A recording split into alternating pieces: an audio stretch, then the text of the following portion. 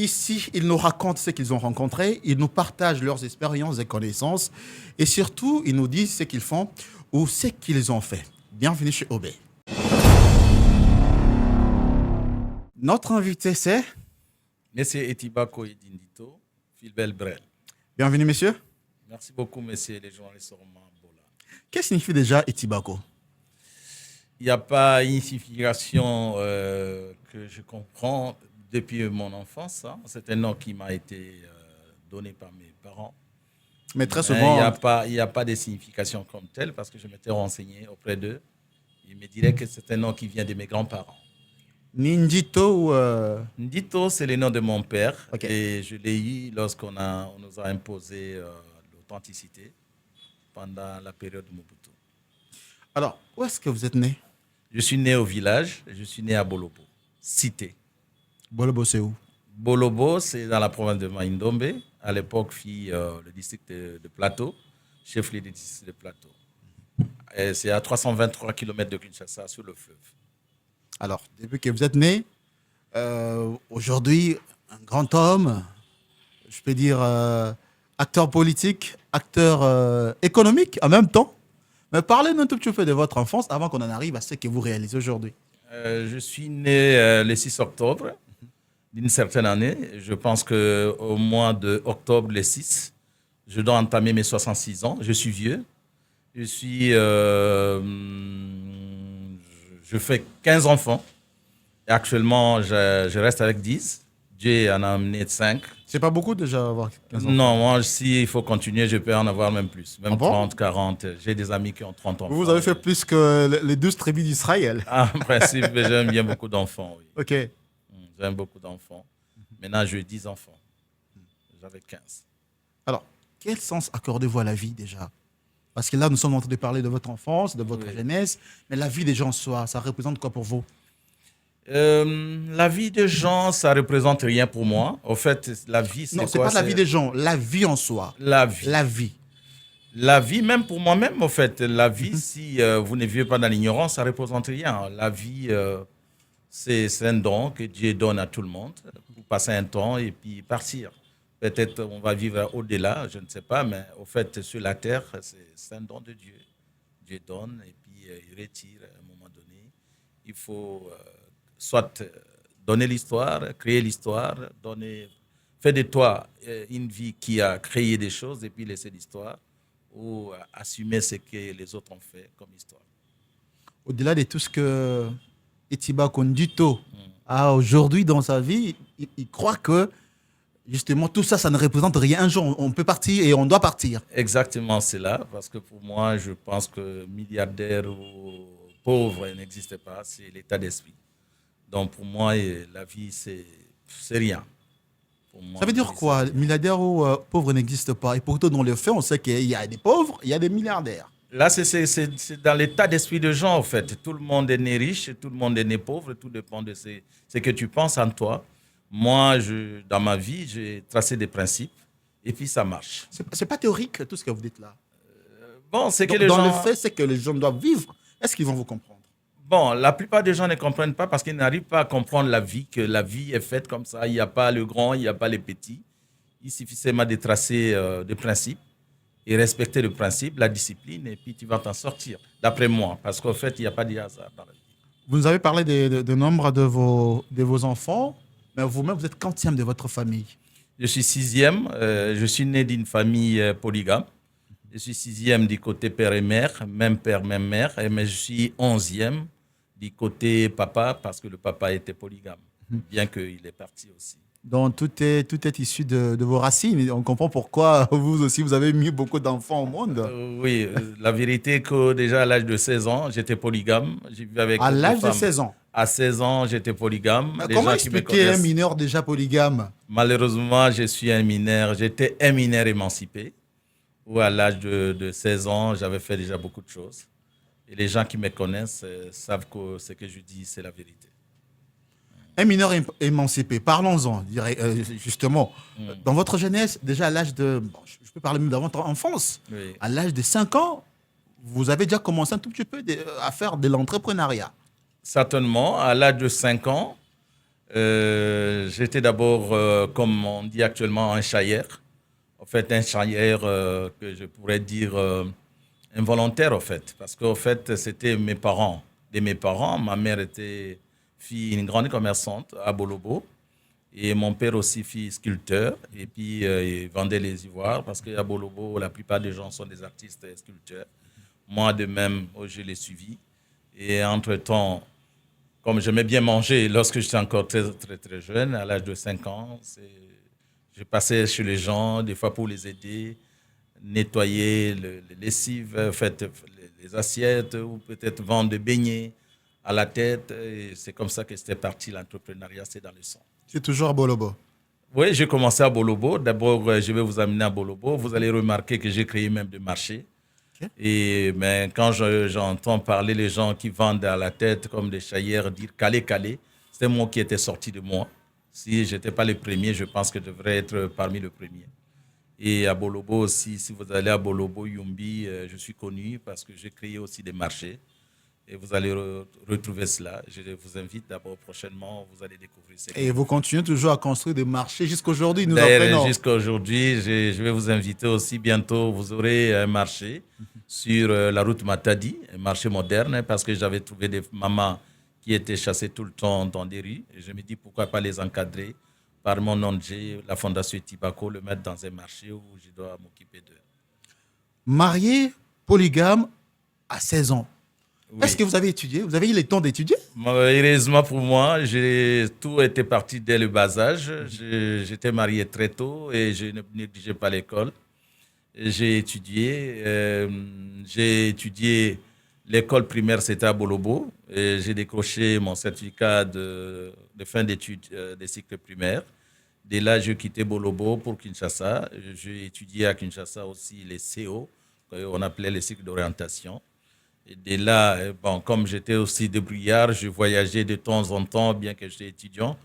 Je me suis retrouvé quelque part en Mbandaka et j'avais abandonné mes études avant que j'obtienne mon diplôme d'État. Et je me suis retrouvé en Mbandaka en train de chercher les ivoires. Pourquoi vous avez abandonné les études? Pas à cause Par de la femmes. passion de... Non, moi j'aimais bien les femmes, hein, je vous dis. Oui, parce que j'avais engrossé ma copine de l'école. Et on me cherchait pour m'arrêter. Et vous avez fui? J'avais fui. Je me suis retrouvé en Mbandaka sans parents. Ok. Et je me dis, bon, et puis je fais quoi? Là, c'est à part les deux autres déjà que vous avez posés. Là, c'était une autre? Non, là, c'était la première, en fait, à l'école. Okay. C'était déjà en 5e pour partir en 6e. Ok. Et voilà, en fait, elle était grosse. Et puis, par peur, je fuis. Je me suis retrouvé en Mbandaka. Je me dis, mais pourquoi ne pas continuer les études? Je me suis inscrit en Mbandaka. C'est là où j'ai décroché mon diplôme. Après, tous ces parcours-là, en tant que jeune, un tout petit peu turbulent, on peut dire, vous arrivez en Mbandaka et c'était fini pour vous? Vous avez oublié les études ou vous avez continué quand même les études universitaires? Non, j'ai terminé en Mbandaka et puis Mbandaka, d'ailleurs, j'étais le premier maître du centre. Hein, il fallait demander les amis à qui on a étudié ensemble. J'étais brillant et dès là, j'ai quitté des humanités pour l'université. Je suis allé au campus de Kinshasa en économie et il y avait une certaine incertitude. J'avais un ami que j'avais aidé et l'ami a obtenu une chance d'avoir une bourse à l'université de Fribourg en Suisse. Il est allé, de là il m'a demandé si je peux le suivre parce que je l'avais fortement aidé. Comme je dis, j'étais un étudiant qui avait un peu des petits moyens parce que je vendais au marché d'art. J'avais un peu des dollars avant que le dollar soit dollar aujourd'hui. Et bon, voilà, et de là pour aller à l'université de Fribourg, je me suis retrouvé au Nigeria, de là où j'ai attrapé un travail dans une société de transport, Magasto International.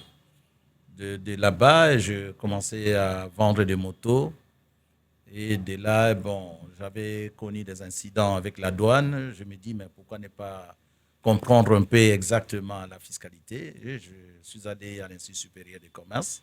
Nous sommes de la première promotion en fiscalité. Je terminais. D'ailleurs, jusqu'à présent, je suis le président des fiscalistes des instituts supérieurs de commerce. Je suis connu. Et de là, et voilà. Vous avez continué aussi en droit, il semble. Et je suis allé en droit parce qu'en fait, lorsque mes affaires prospéraient... Là, vous êtes rentré à l'UNIKIN. Là, maintenant, oui, je suis allé à l'UPC Ok. parce que lorsque mes affaires prospéraient, je optais pour l'immobilier. L'immobilier me conduisait devant des tribunaux, des cours et tribunaux parce qu'il y a eu beaucoup de conflits et des fois, je voulais qu'on parle X et l'avocat parlait Y. Alors, je voulais un peu comprendre un peu ces langages-là. Je me dis, mais pourquoi ne pas aussi étudier, faire le droit? Comme j'ai dit que je n'étudiais pas pour l'idée d'avoir des diplômes, c'était juste avoir des connaissances. Et puis, ne pas chercher à travailler chez quelqu'un, c'était à travailler avec moi-même, chez moi-même, comme libéral. Et je suis au barreau. Voilà. Donc, vous avez fait Unikin, ISC et puis Je l'UPC. fais, je fais Unikin, je fais l'UPC. L'UPC, d'abord, j'étais déjà licencié. On m'a conseillé de commencer en troisième. Je me dis Mais non. finalement, vous avez combien de diplômes? Bon, j'en compte pas. Hein. Je peux même vous dire que je fais aussi la communication comme toi Ok.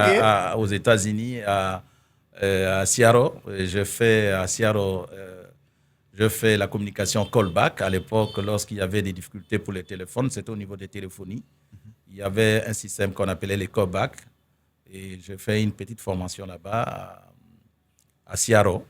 Et je suis revenu, j'ai des certificats, j'ai des diplômes, voilà. Mais malheureusement, c'était juste pour des connaissances. Et vous continuez toujours à apprendre. Il semble que vous faites encore des recherches, des études sur le plan environnemental. Voilà, là, je suis doctorant en sciences environnementales et développement durable à l'Université de Kinshasa. Nous sommes de la première promotion au droit de l'environnement et développement durable. Voilà.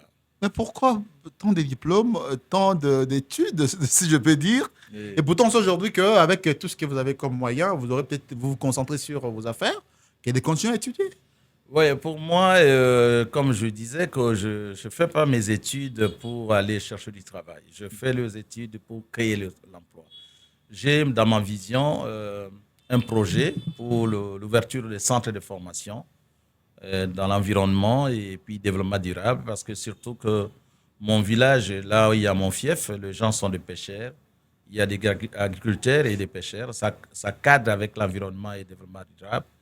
Je me dis pourquoi ne pas créer des centres de formation où les gens vont cultiver des poissons à la maison au lieu d'aller chercher des poissons à 100 km, 200 km, comme ça se fait actuellement. Voilà, en fait, je t'étudie pas pour les diplômes. J'étudie pour compléter les connaissances et puis créer les emplois, pas pour chercher des emplois. Je vais créer des emplois. Voilà. Mais à quel moment vous avez commencé exactement à vous lancer dans les affaires? Dans les affaires, comme je disais, c'est depuis le bas âge, depuis l'âge de 5 ans. En tout cas, j'ai une référence, c'était depuis l'âge de 5 ans. C'était automatique. Je suis né d'une famille où ma mère, c'était une grande commerçante. Elle vendait des plantains, des bananes plantains. Elle achetait dans des villages et puis venait vendre dans des bateaux Natra à l'époque. Mon père était un sculpteur sur l'ivoire et très connu. Nous, on a grandi à Kisangani avec toute la famille. Et puis, je vendais au marché d'art. Si vous faites l'enquête sur le marché d'art, même ici à la gare, je suis un monsieur connu dans les circuits. C'est depuis l'âge de 5 ans que j'ai commencé mes affaires. En Mais concrètement, là, en tant que jeune, oui, vous vous débrouillez. fait. Oui, Mais à un moment donné, vous vous êtes dit, maintenant, je commence vraiment mes affaires oui, qui aujourd'hui sont devenues, à mon humble avis, florissantes. oui. Mais voilà, ça, c'était quand exactement? Oui, je vois, c'était 82 ou plus tard 84, parce qu'après avoir décroché mon diplôme, je suis venu. C'est de là où, après l'UNIKIN, lorsque je me suis retrouvé au Nigeria, je me suis plongé vraiment dans les affaires parce que le Nigeria, c'est un pays boom pour les activités. C'est là où j'ai découvert beaucoup de choses et puis j'ai commencé à importer des motos, j'ai commencé à ouvrir des magasins. Si vous allez sur l'avenue Hoche, j'ai créé beaucoup d'emplois sur l'avenue Hoche à Matongé, où les jeunes gens s'intéressaient plus à la musique. Et moi, j'importais, je distribuais à tous ces jeunes gens des groupes électrogènes, des motopompes pour vendre, parce que lorsqu'il y a eu cette histoire des Lunda, j'étais parmi les fournisseurs des matériaux et équipements pour la recherche des diamants. J'ai ouvert à Chikapa, j'ai ouvert en Bujimaï, j'étais un peu partout. Voilà. C'est à partir de 84. Et, vous avez, 81, 82, 83. et puis vous avez vendu des motos. J'ai vendu de motos, j'ai vendu de groupes électrogènes et puis j'ai créé une société en Afrique du Sud. J'ai fabriqué des canaux pneumatiques. Les canaux pneumatiques, c'est ce qu'on appelle des zodiacs. Ce sont des pirogues où on met de l'air Et j'avais ma société qu'on appelait Eddy Samouraï. Comment expliquer votre amour des pays envers le pays, surtout, je peux dire, anglophone? Vous avez parlé du Nigeria, là vous évoquez encore l'Afrique Oui, du Sud. oui, c'était, moi je dis, il n'y a pas de hasard. C'est quelque chose que je peux raconter. Prenons le cas du Nigeria. C'était en partance pour la Suisse. Ok. Je me suis retrouvé au Nigeria, mais j'avais amené aussi mes ivoires. Arrivé parce que j'avais amené avec moi les ivoires, une quantité d'ivoires. Et lorsque je vendis au Nigeria, je gagnais beaucoup d'argent. Là-bas, c'était des Naira. Je ne pouvais pas voyager avec les Naira. Il fallait maintenant acheter des marchandises. J'ai emprunté l'argent aux commerçantes qui ne savaient pas me rembourser. J'ai acheté des motos. Et voilà, j'ai ramené. Et en Afrique du Sud, c'est un pays anglophone. C'était arrivé comment? Il y a ma sœur qui était malade. Elle était opérée à plusieurs fois. Et puis, comme vous savez, les Africains, c'est la sorcellerie. Et la sorcellerie dans la famille, c'est celui qui s'est débrouillé. Et c'était moi qui étais Là, vous faites taxé. peur Oui, c'était moi qui aux étais nos taxé. Africains. Non, non, Alinga Boumande connaît à moi aussi. Alors, ma sœur, je me dis, mais je suis sorcier. Mais que faire maintenant? Parce que ma sœur avait des ganglions qui étaient sortis. On l'a opéré à plus de 5 reprises. Ça finissait toujours pas. Et on me soupçonnait d'être sorcier. Je me dis, je vais faire quoi? Je vais surprendre la famille.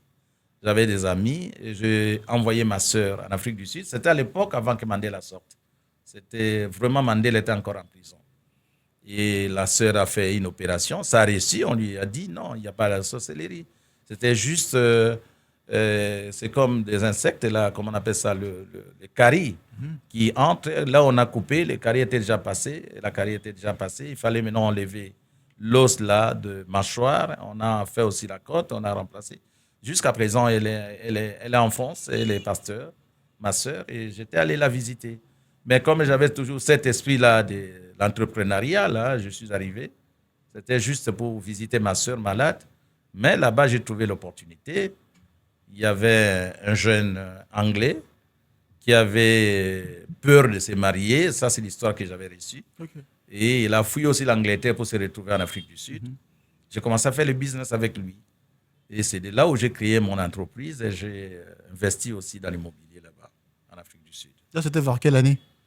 Là, c'était, je vois, c'était en 80, c'était avant l'arrivée du président Kabila le père, c'était en 83, c'était 83, 84, 83, 94 et 93. À l'époque, des gens vous accusent de sorcellerie. Est-ce que c'est quelque chose auquel vous êtes victime jusqu'aujourd'hui? Bon, pour moi, la sorcellerie, c'est quoi exactement? En sixième année, je me souviens encore, on avait étudié les cours de philosophie bantou. Et ça, c'est une histoire que je raconte. C'était un prêtre hollandais. Il attendait parler de la sorcellerie. Vous savez, un Africain, c'est différent de l'Européen. Et l'Africain, l'Européen, le père Tampels, il s'appelait père Tampels, j'ai encore ça dans la tête. Le père Tampels voulait savoir exactement la sorcellerie africaine, c'est quoi. Il fallait définir, parce que pour accepter que tu es sorcier ou quoi, il faut savoir définir le mot sorcier. Le père Tampers est arrivé en Afrique. On lui a dit il y a beaucoup de sorciers au Cameroun. Là, c'est en fait une anecdote, en fait. Arrivé à Bamenda, il a dit aux sorciers que je suis venu apprendre la sorcellerie. Il est resté avec les sorciers. Après, il a défini la sorcellerie. C'est là où je vais vous dire, je suis sorcier ou pas. La sorcellerie, en fait, c'est quoi d'après Père Tampers? C'est juste une personne qui a un esprit de nuire aux autres. Est-ce que moi, j'ai cet esprit de nuire aux autres? Non, je ne dis pas, je n'ai pas cet esprit.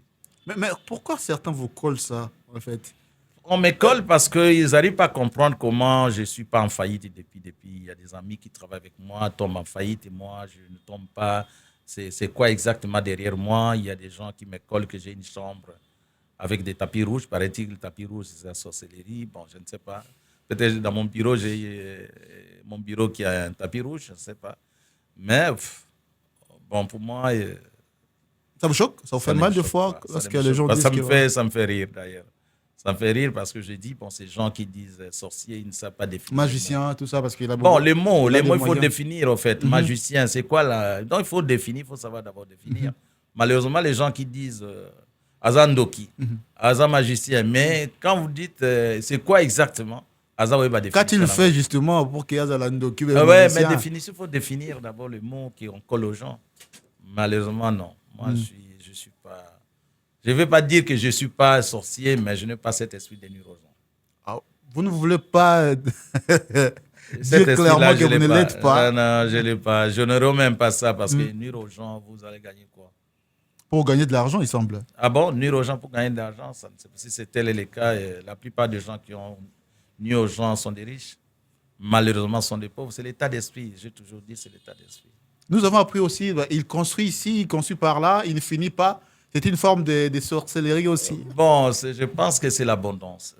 Moi-même, quand je reste chez moi, je réfléchis. Beaucoup Il est vrai que j'ai de beaucoup projets investi. inachevés dans la Il- construction. Il est vrai que dans ma vision, je me disais, je dois faire beaucoup d'enfants. Et mes enfants, je vais acheter à chacun une parcelle. Ça, c'est ce que j'avais dans la tête.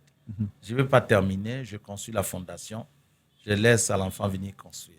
Ça, c'était l'idée que j'avais. Malheureusement, comme on dit, l'homme propose, Dieu dispose. Et j'ai des enfants, j'ai des enfants qui se trouvent à l'extérieur, ils disent non, papa, nous ne rentrons pas. Même si nous rentrons là-bas, nous allons faire comme toi. Alors, il ne faut même pas compter sur nous par rapport à tes héritages, nous-mêmes, nous allons nous débrouiller. Alors, on fait quoi? La maison que j'ai construite, j'ai laissé la fondation. Ça va rester quoi? Ça va rester la fondation parce que la maison que j'ai construite, ça appartenait à un de mes enfants. C'est sa parcelle. Et bon, je suis obligé. C'est à lui de venir parachever. Bon, maintenant, là, je suis en train de liquider. Je dis, bon, j'ai compris leur vision. Okay. Ils ont dit, bon, papa, il faut vendre, c'est à toi. Nous aussi, on se bat comme toi. Heureusement, Dieu a fait grâce que j'ai des enfants très courageux qui sont des autonomes aussi. Alors, comment vous est venu l'amour, la passion, le goût de la politique? Vous qui êtes déjà mieux sur le plan des affaires, mais vous laissez, pas vous laissez, vous voulez un peu combiner en quelque sorte aussi avec la politique. Oui, je vous ai dit que c'est la péréquation de ma communauté. En tout cas, là, j'adresse même aux autorités. Je suis né d'une communauté, la communauté Banounou Bobangui, on l'acquise partout, surtout dans les Maindo. Elle est seulement à Bolobo ou elle est Non, aussi non, ailleurs? non, la communauté Banounou Bobangui avec les démembrements. Maintenant, il y a la communauté Banounou Bobangui à Bolobo, il y a Yumbi, il y a à Inongo, il y a Lukole, à l'Équateur. Vous voyez, avec les démembrements, cette communauté est, comment on appelle ça, démembrée. Mais Donc elle est un peu éparpillée dans elle est différents coins éparpillée, oui, elle est à l'Équateur. Les gens disent non. Binoza bato ya maindo mete bozonga na ubangi, binoza ninte. Donc c'est cette ignorance-là qui fait que nous vivons Et ça a dans toujours une... posé un problème de leur origine, en fait. Bon, l'origine, chacun a son origine. Je pense que l'immigration, s'il faut parler d'immigration, il y a beaucoup de gens qui ne maîtrisent pas trop l'histoire. Hein, moi, ma communauté se trouve au Gabon aussi.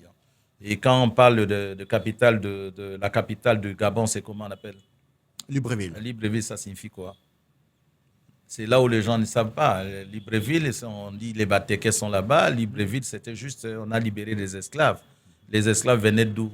Et maintenant, c'est tout au Gabon. C'est-à-dire, on ne peut pas parler comment on appelle, de l'origine de chacun de nous, parce que chacun de nous a une origine, certainement. Peut-être on vient aussi d'après la Bible. Nous venons tous d'où? Les jardins d'Éden. Les jardins d'Éden se trouvaient où? On me dit que c'est à Iran ou Irak, je ne sais pas exactement. Moi, ça ne m'intéresse pas trop. Alors, aujourd'hui, est-ce que vous avez trouvé gain de cause avec cette lutte en étant en politique? Pas encore, parce que la justice n'est pas encore installée, mais Dieu est grand, parce que, en fait, l'année passée, 2025, c'était une année très difficile pour moi. On m'a accusé de partis partout au niveau de la renseignement et tout ça. Et Dieu, grâce à Dieu, aujourd'hui, il y a un peu lueur d'espoir. On vous a accusé de quoi? Bon, paraît-il que je suis parmi les gens qui amènent des troubles dans le Maïndombe. Bon, d'après ce qu'on m'a laissé dire, mais en réalité, ce n'était pas ça, en fait. Edi Etiba Kondito n'a jamais été non, instigateur jamais. des conflits. Je connais les Il auteurs. semble que vous voulez que les gens meurent pour que vous puissiez justement être fort financièrement et sur le plan politique. Non, non, non. Moi, il faut que les sangs coulent pour qu'Edi Etiba prospère dans tout ce qu'il fait politiquement et financièrement. Mais sûrement, je vais vous amener chez moi au village et vous allez voir que j'ai créé beaucoup de choses. J'étais très jeune. Je viens de te raconter que j'ai gagné ma vie très jeune. Quand je dis j'ai gagné ma vie, je ne dis pas que je suis riche, en fait. Moi, j'aime pas être milliardaire, mais j'aime bien vivre dans la vie standard. Je ne peux pas manquer à manger, je ne peux pas manquer à payer le minerval de mes enfants. J'aime pas avoir de la richesse comme un milliardaire, non. D'ailleurs, je circule Vous me voyez comment je circule, comment je m'habille avec ma babouche et tout ça, ça va. Mais il semble que votre apparence ne fait pas forcément l'homme que vous êtes. Ouais, Selon plusieurs personnes disent que même le véhicule que vous utilisez de fois, ça ne reflète pas ce que vous êtes. Oui. Les gens se reprochent de ça. Est-ce qu'il y a une raison pour laquelle les gens On me vous dit que soupçonnent En fait, disent, c'est monsieur, par rapport à ce qu'il est, Oui, et oui. le véhicule qu'il utilise, bon, on ne peut pas parler de maisons parce que les gens ne voient pas les maisons, il y en a nombreux. Oui. Mais il y a beaucoup de maisons, de messieurs dit, mais lorsqu'on le voit, on dit, bon, c'est un monsieur débrouillard. Oui, il faut seulement comprendre que tout est vanité. Hein, si tu connais que tout est vanité, tout ce que nous gagnons, nous allons laisser. Chacun de nous a une poubelle à la maison. Il faut savoir que même les véhicules sont des poubelles, même les chemises sont des poubelles. Moi, à chaque fois quand je quitte chez moi ici pour aller au village, je prends tous mes amis, je distribue aux vulnérables. C'est la poubelle, parce que s'il faut compter les habits que tu as habillés depuis ton enfance jusqu'à présent, si tu n'arrives pas à distribuer aux gens, ça va inonder ta maison. Et si tu achètes, d'ailleurs, je suivais même une émission aujourd'hui, les gens qui achètent des véhicules chers sont des pauvres. Souvent, ils se croient avec une voiture chère, on va le voir. Moi, c'est pas ça. Moi, j'aime bien que tu me vois comme je suis et ça me fait du bien. Qui est votre mentor politique? Normalement, mon mentor, c'est Dieu, en fait. Moi, je crois à Dieu, j'ai la foi. Je reste dans ça comme principe. Vous n'avez pas quelqu'un qui vous a inspiré en politique, par exemple? Inspiré Un en modèle, politique. quelqu'un qui vous a orienté, qui vous a guidé? Non, en politique, c'était comme par hasard, le jeune gens de mon village, ils sont venus me chercher à la maison pour me dire qu'on te connaît, tu es social, il faut que tu sois notre candidat. J'ai connu des difficultés. Bon, j'ai créé l'ONG. Je me dis qu'il fallait qu'on travaille dans la société civile. Malheureusement, au début, là, on nous dit que non, la société civile, les ONG, on n'accepte pas les ONG de candidature de la société civile. Il faut être dans un parti politique. Et de là, on était allé voir à l'époque Indundu Bolnongo, Didas témoin, Didas Pembe qui est notre témoin. Mais j'étais déjà influent parce qu'à l'époque, avec tout ce que je faisais comme entrepreneur, j'avais créé des marchés, j'avais fait déjà beaucoup de choses, j'avais un nom à l'époque. C'est comme ça qu'on était venu me chercher par la population. Il n'y a pas un mentor. En dehors de la population, il n'y a pas un mentor. Et comment êtes-vous arrivé à avoir un siège au niveau de l'Assemblée nationale déjà en 2011 Oui. et puis en 2023? Oui, il faut commencer par 2026 parce que j'avais postulé en 2026. 2006, je voulais okay. dire, premières élections. Okay. J'avais beaucoup de voix. J'avais obtenu beaucoup de voix en 2006. Et il n'y avait qu'un seul siège chez moi, national comme provincial. Et en 2011, je suis passé, comme je dis, qu'en 2006, c'est moi qui étais le plus élu. Mais parce qu'il y a eu tuerie chez moi, je suis riverain et on a tué ma communauté. La plupart étaient allés à Brazzaville. Et en 2011, j'ai essayé de bloquer la méthodologie de ces gens qui faisaient qu'il faut, pendant les élections, massacrer les gens afin de réduire les données électorales. J'avais compris les systèmes. En 2018 aussi, c'était la même chose. Vous savez, le massacre de Yumbi qui n'a pas permis que je passe. En 2023, il n'y a pas eu massacre et je suis passé. Voilà, je connais un peu comment ça fonctionne, le système. Êtes-vous fier de ce que vous avez fait jusque-là comme député national, je suis pas représentant de la population de Bolobo, en particulier la population de Maïndombe en général? Non. S'il faut commencer par la Bolobo, je ne suis pas fier de ça. Pourquoi? Parce qu'en fait, Bolobo, comme vous le savez, Bolobo est élevé au statut de la ville. Mais jusqu'à présent, c'est une ville qui existe sans maire de la ville.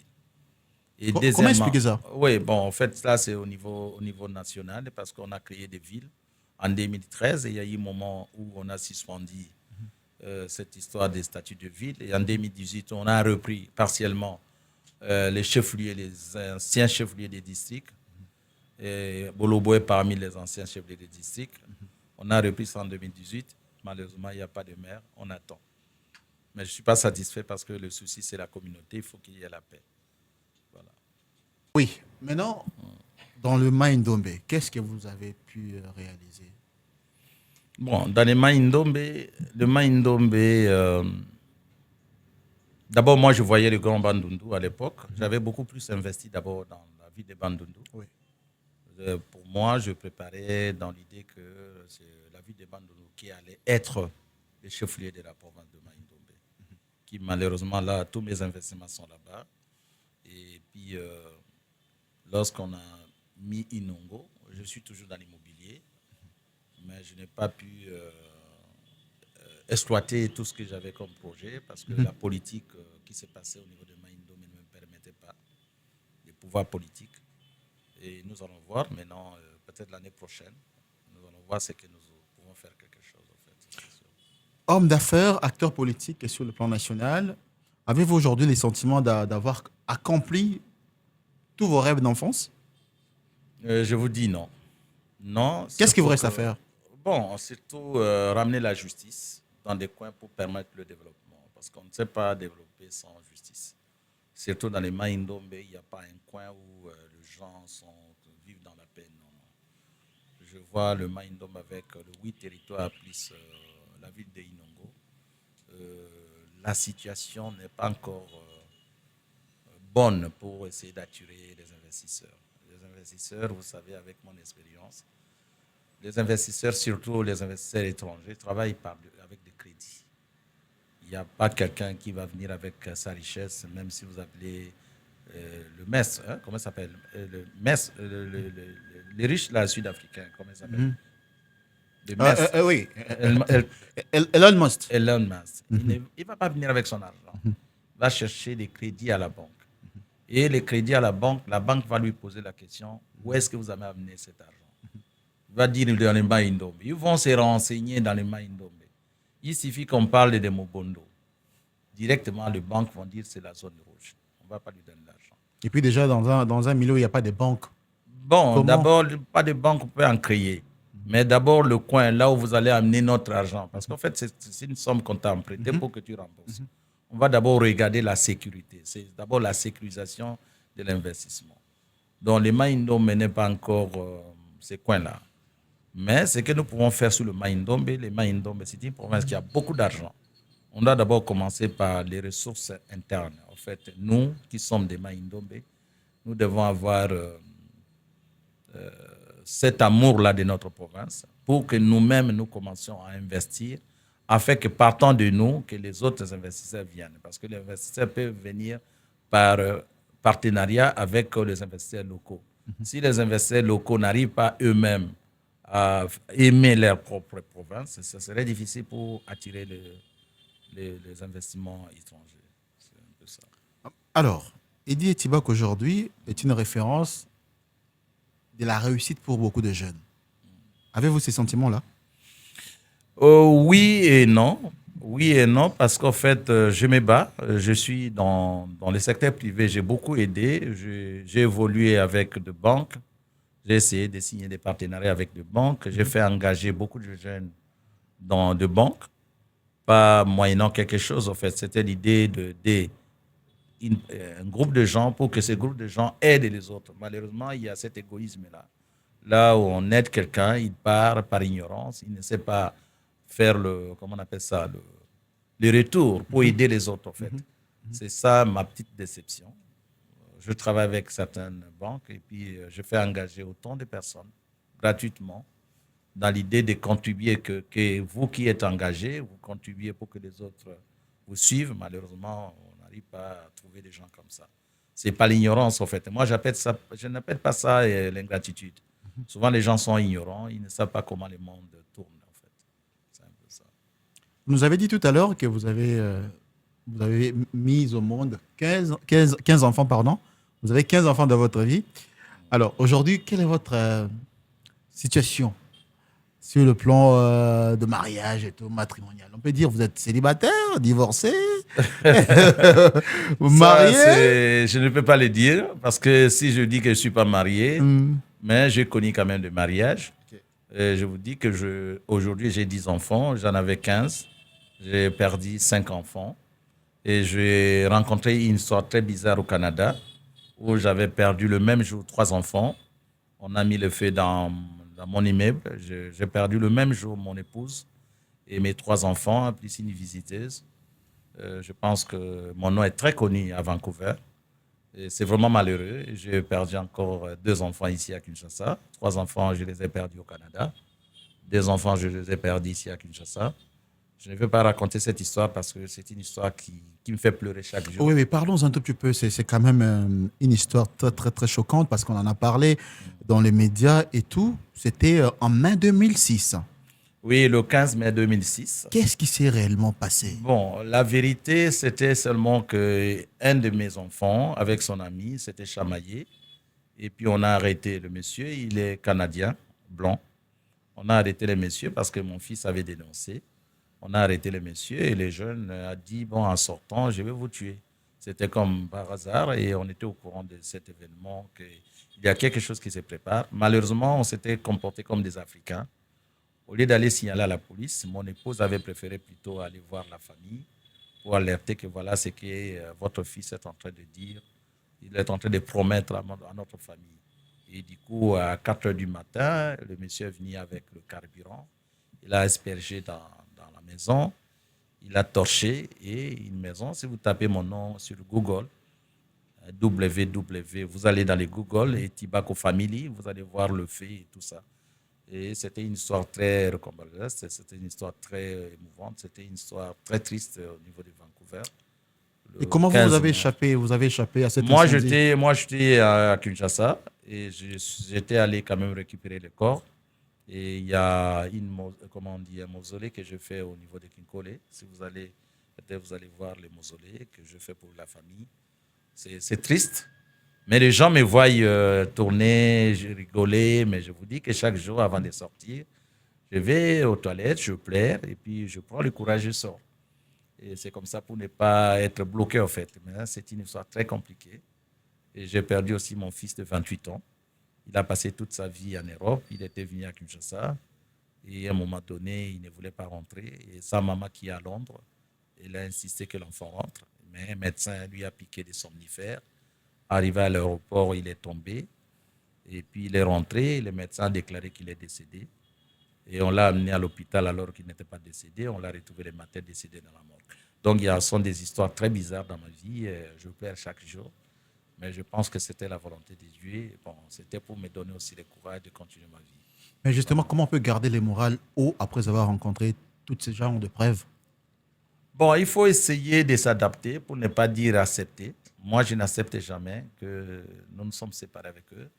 Mais si ça m'arrive, je vous dis qu'il y a des gens qui me voient sortir, qui me voient rigoler. Mais je pleure chaque jour. Avant de sortir, je vais devant le miroir, je pleure. Je pleure vraiment, je pleure. Et puis, je lave ma face et puis je m'habille, je sors. C'est seulement juste pour garder le moral. Mais beaucoup de choses ont été dites après. On ne peut peut-être pas y revenir Oui. par les gens suite à cet incendie. Mais lorsque les choses négatives reviennent vers vous, Oui. vous avez des échos dans ce sens. Ça vous fait, est-ce que ça vous choque encore doublement ou qu'est-ce qui se passe en vous? Ça m'a donné du courage. Je m'étais, la dernière fois, lorsque j'ai fêté, bon, je n'ai pas fêté, en fait, 15 ans après leur mort, Mhm. j'ai appelé tout le monde, et surtout ma belle famille, pour leur dire je vous pardonne. Vous avez commémoré en quelque sorte. Oui, je leur avais dit, ni t'étais vos insultes, j'allais peut-être être fou. Parce que c'était les insultes qui m'ont donné encore du courage de me mettre debout.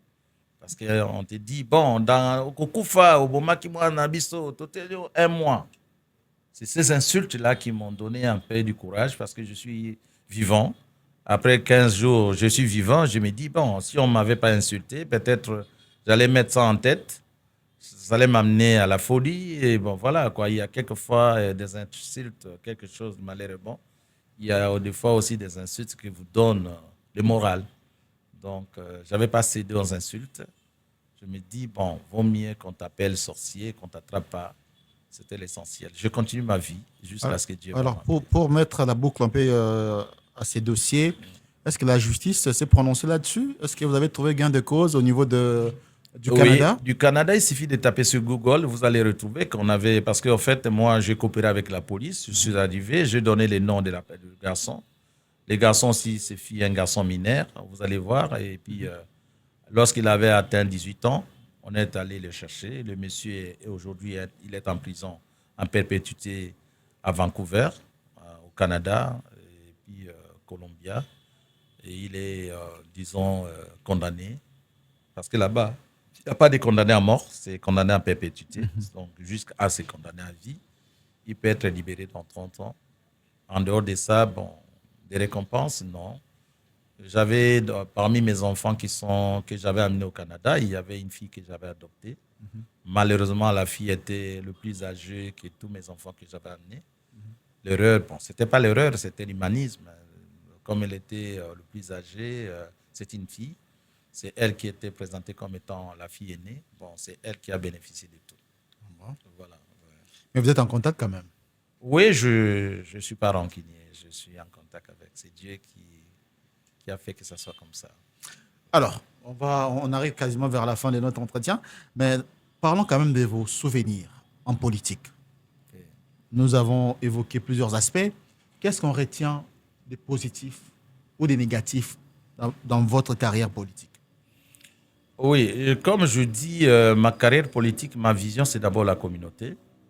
Je pense que j'ai beaucoup gagné en politique. Lorsque je dis j'ai beaucoup gagné en notoriété. En 2011, je fais un grand effort pour lutter pour le Mai-Ndombe, dans la province de Mai-Ndombe. C'était une histoire très connue à l'époque où les Mai-Ndombe étaient victimes de gens de Grand Bandundu, surtout pour les détournements des fonds des salaires de l'État. Et Inongo, les fonctionnaires de l'État peuvent se souvenir, j'avais dit découvrir plus de 100 et quelques millions de la ville d'Inongo qui était détournée. Et j'avais pu me battre pour retourner cet argent. Et entre-temps, il y avait encore d'autres cas comme le cas de tuerie, où je m'étais présenté moi-même dans des procès, où j'ai dit dénoncer les noms de gens. Et les services sont au courant. Et voilà. Mais je ne suis pas encore au bout de mes soucis, en fait. Donc, je me bats. Je pense que l'année qui vient, si Dieu me porte à vie, on va s'en sortir. Je le pressens. Dans votre vie, est-ce que vous avez connu des trahisons de la part de certains proches avec qui vous avez collaboré, politiquement ou même sur le monde des affaires? Oui, beaucoup de trahisons. Mais moi, je trouve que souvent, c'est même pas l'ingratitude, c'est même pas la trahison. J'ai toujours dit, c'est l'ignorance. Il y a des gens qui vivent en ignorance. Ils se croient avoir arrivé. En réalité, personne n'arrive. Et personne n'arrivera dans la vie. Donc, nous allons continuer la vie. Et aujourd'hui, c'est ton tour. Et le lendemain, c'est l'autre. Et s'il y a des gens qui trahissent dans l'idée qu'en trahissant, il va arriver quelque part, moi, j'ai toujours dit que la vie continue, la vie, il n'y a pas de limite, la vie, personne n'arrivera et on va tous mourir sans arriver là où nous voulons arriver. C'est l'idéal, on n'arrive jamais à l'idéal. Donc, je connais déjà beaucoup de trahisons, mais que moi, j'appelle l'ignorance. C'est pas l'ignorance. Mais il y a un nom qui me vient à l'esprit, quelqu'un que les gens connaissent aussi, avec qui vous étiez un peu proche. Oui. Depuis un temps, on ne vous voit plus ensemble. L'ancien gouverneur de la ville-province de Kinshasa, Jean-Tini Ngobila Mbaka. Qu'est-ce qui s'est passé entre vous? Bon, beaucoup de gens me disent, Ngobila, Jean-Tini Ngobila Mbaka, je les salue d'abord s'ils me suivent. Je vous dis que Ngobila, avec moi, c'était une relation de circonstances. D'après moi, en fait, je l'ai connu en 2025, non, en 2005. C'était une relation de circonstances. C'est un monsieur généré que je connais généré. Mais il y a eu des choses qui n'ont pas marché. Je me dis, généralement, devant des situations comme ça, je me retire. Quand je me retire, je ne reviens plus. Voilà, c'est un peu ça. Mais en dehors de ça, il n'y a pas autre chose. Mais s'il faut revenir un peu en arrière en parlant de Bolobo, c'est votre fief? Oui. Lorsqu'on parle d'Edi Etibako, on parle souvent de notre nom. Ah bon? Est-ce que vous avez une idée? Non, aucune idée. Mais souvent à Bolobo, on parle d'Edi Etibako, on parle aussi de Willy Bolio. À un moment donné, oui. Je ne sais pas si c'est le cas aujourd'hui. Bon, comment expliquer ces tandems-là, les relations entre vous deux comme acteurs politiques? Oui. Qu'est-ce qui n'allait pas? Généralement, à Bolobo, chaque territoire a ses réalités. Bolobo, chez nous, il y a 3 groupements. Nous avons une chefferie et Bolobo Centre, qu'on appelle, comment on appelle ça, commune de Bolobo, commune rurale, bien que ça n'existe pas. Moi, je suis leader incontesté dans la commune de Bolobo. 99%. Là, tu peux demander. Nous Raison avons... pour laquelle vous êtes souvent élu député national et député provincial. Oh, oui, parce Double qu'en fait, brassard, comme on moi, l'a dit. oui, c'est la stratégie que je ne peux pas dire ici, mais Ok. la vérité est que je suis élu 99% dans Bolobo Centre, là où il y a les chefs-lieux du territoire. Nous avons... Vous êtes vu comme un petit dieu là-bas, apparemment. bon, j'aime pas bien dire petit dieu, mais je suis vraiment aimé. Ok. J'aime bien cette population, comme toute la population de la province et plus particulièrement du territoire. Oui. Mais il y a Willy Bolio qui est du groupement Bouema. Lui, c'est vraiment, il est leader aussi, incontesté là-bas. Moi, là-bas, en tout cas, je ne gagne pas assez de points, si je parle de la réalité du terrain. Nous avons aussi le groupement d'Enkuru, qui est dans la chefferie de Bateke. Et c'est là aussi, il y a un autre leader. Vous comprenez? Donc, quand on parle de Bolobo, on voit Itibako, on aura Willy Bolio, c'est parce que Bouema et groupement Bouema et commune de Bolobo, c'est frontalier, en fait. C'est frontalier, c'est tout à fait normal. Mais les relations humaines sont Non, au beau fixe, il y a pas de... franchement, les rankines ne sont pas faits pour moi. Mais c'est que vos partisans ne comprennent pas malheureusement, ils sont prêts à tout. Mais c'est ça la politique. La politique est faite comme ça. C'est des guerres inutiles, mais en réalité, il n'y a rien. Moi, c'est que je sais, à mon niveau, en tout cas, il n'y a rien.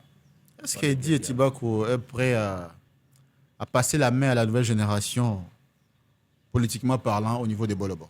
Oui, je viens de préparer mes enfants. C'est à peine que je venais de voyager avec eux. J'ai ma fille qui a 19 ans, l'autre 20 ans. Je viens de les jeter dans le feu.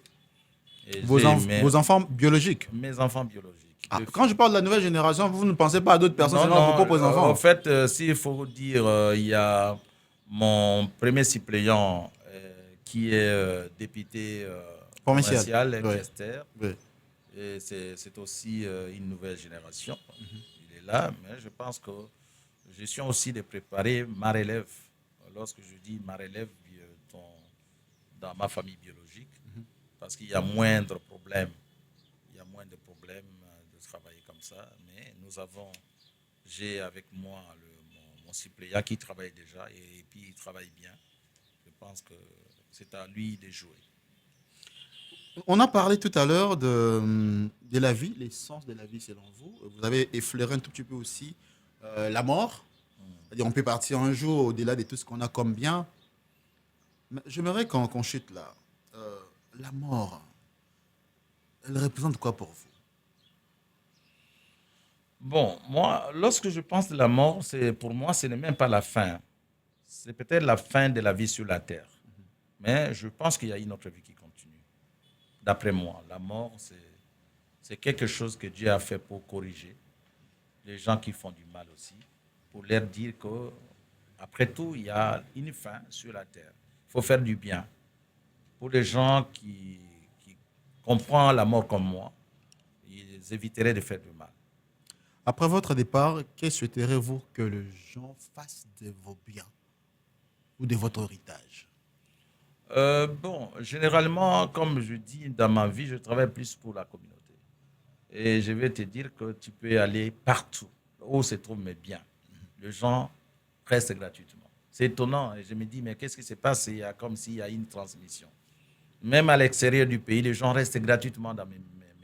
Mais justement, Dans des immeubles. après vous, donc, Après on moi, ne le souhaite pas, mais ça peut arriver. oui. Est-ce qu'il n'y aura pas vraiment un désordre généralisé? Qui va gérer tout ce qu'il y a peut-être en Afrique du Sud, au Nigeria, à Bolobo, Oui. à Chikapa, Oui. à Kinshasa? Oui. Ça sera comment? C'est Oui, pas, oui, ça sera les catombes, justement. la gestion des patrimoines, c'est une idée que j'ai en tête. Je pense qu'on a travaillé longuement avec une de mes conseillères qui travaille encore à la banque quelque part en France. On a essayé de discuter par rapport à la gestion des patrimoines parce que la plupart ce n'est pas seulement moi, hein, la majorité des gens ne gèrent pas bien leur patrimoine. Et souvent, quand ils meurent, et puis les choses se disparaissent. Moi, je me bats. Je sais que jusqu'à présent, je n'ai pas un plan planifié, vraiment programmé pour ça. Mais je suis en train de voir comment on va faire pour que... Mais généralement, si aujourd'hui, je mourrai aujourd'hui parce qu'on ne sait pas quand. Bon, ça c'est lui-même Dieu qui saura distribuer mes biens. Voilà. Merci.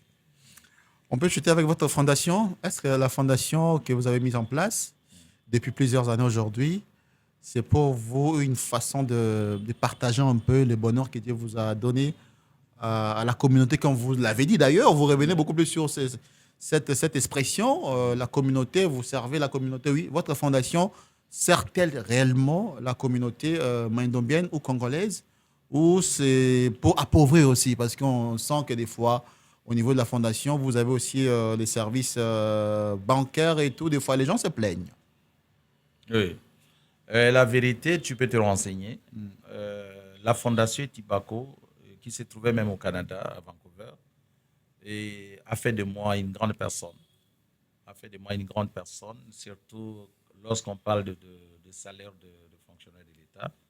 Aujourd'hui, tu peux aller demander à Chouapa parce que c'est une fondation qui avait servi aussi la communauté de Chouapa, qui avait servi aussi la communauté à Mbujimaï, à Chilenge et à Miabi. Et il n'y avait pas seulement des côtés positifs, il y avait des côtés négatifs, sans compter des coûts que la fondation a pu réussir. Il y a des fois des gens qui détournent de millions et la fondation se sacrifie pour remplacer, pour rembourser. Et je pense qu'on a beaucoup travaillé et puis la vérité est que j'ai beaucoup gagné. J'ai beaucoup gagné pas en termes d'argent, j'ai beaucoup gagné en termes de notoriété parce que si aujourd'hui vous allez à Chouapa parler de Tibako, je suis connu dans tous les 7 territoires de Chouapa. Vous allez aussi à Miabi, à Chudenge, je suis connu, à Chikapa, dans les Maïndombe, n'en parlons pas. Voilà. Alors, nous sommes presque à la fin. Oui. Je ne sais pas si vous avez quelque chose de particulier à ajouter. Bon, s'il y a quelque chose à ajouter, c'est par rapport à Maïndombe.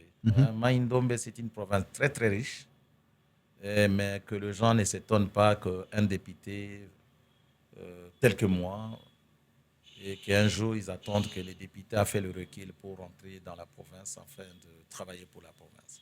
Mais vous y travaillez déjà, non? Je travaille, mais en actif. Vous voyez, je travaille en actif. Il y a des fois, je lis dans des réseaux sociaux des choses qui se passent, mais des fois, ça ne se passe pas comme eux s'entendent, mais ça se passe dans l'idée d'aider la province. Et il y a des fois, les gens disent « Ah, et Tibakazi, dégéré, mais Tibako Azong dans la province. » Non. Quand on est capable de faire quelque chose n'importe où, il faut seulement accepter de le faire. Ce sont des sacrifices que nous faisons pour la Mais province. c'est une province qui demeure pauvre. Hein. Il n'y a rien, il n'y a pas d'argent Il y a là-bas. beaucoup d'argent, je vous dis, au Mans, il y a beaucoup d'argent. Il y a beaucoup d'argent Il y dans a le beaucoup Maïndombe. d'argent dans les Maïndombe, oui. On va démontrer qu'il y a beaucoup d'argent dans les Maïndombe. Là, peut-être on va démontrer plus tard dans une autre émission mieux élaborée. Non, vous allez suivre de près ce que nous allons faire et puis vous allez voir qu'en réalité, il y a beaucoup d'argent, il y a seulement l'amour qui manque pour la province. Monsieur Fulbert Brel et Tibako Edindito, merci d'avoir été notre invité. Merci. Ça a été vraiment un grand plaisir pour nous de vous recevoir chez OB. Alors, mesdames et messieurs, merci également. Merci également à vous de nous avoir suivis. C'était vraiment un grand plaisir de pouvoir vous recevoir. Alors, soyez le prochain ou la prochaine invitée chez OB. À très bientôt.